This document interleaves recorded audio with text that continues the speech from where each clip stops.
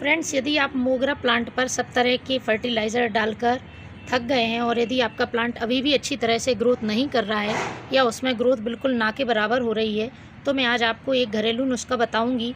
उसको आजमाने पर आपका प्लांट बहुत अच्छी तरह से ग्रोथ करने लगेगा।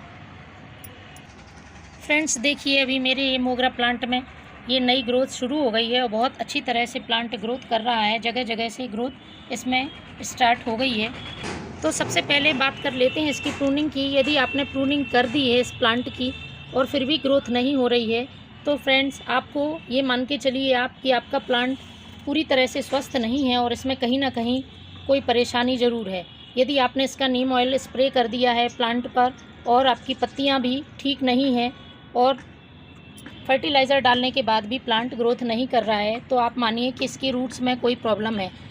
तो हमारी जो प्लांट की जड़ों की समस्या कैसे ख़त्म होगी? यदि आप उसको अभी ये फर्टिलाइज़र डाल देते हैं इस प्लांट में, तो प्लांट बहुत अच्छी तरह से ग्रोथ करेगा।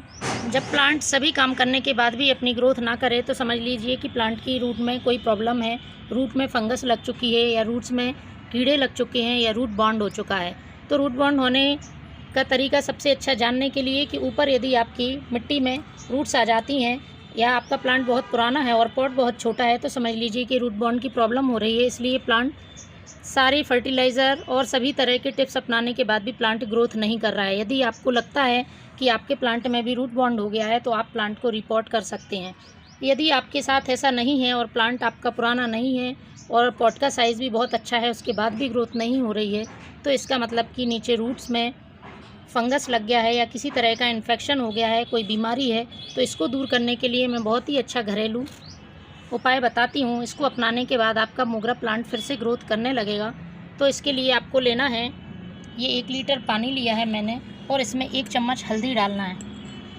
हल्दी में बहुत ही ज़्यादा एंटीबैक्टीरियल और एंटी फंगल गुण होते हैं। यदि किसी भी तरह का बैक्टीरिया का इन्फेक्शन है प्लांट की जड़ों में या फिर उसमें फंगस है, तो ये डालने के बाद रूट्स की सारी समस्याएं ख़त्म हो जाएंगी और प्लांट अपनी ग्रोथ शुरू कर देगा।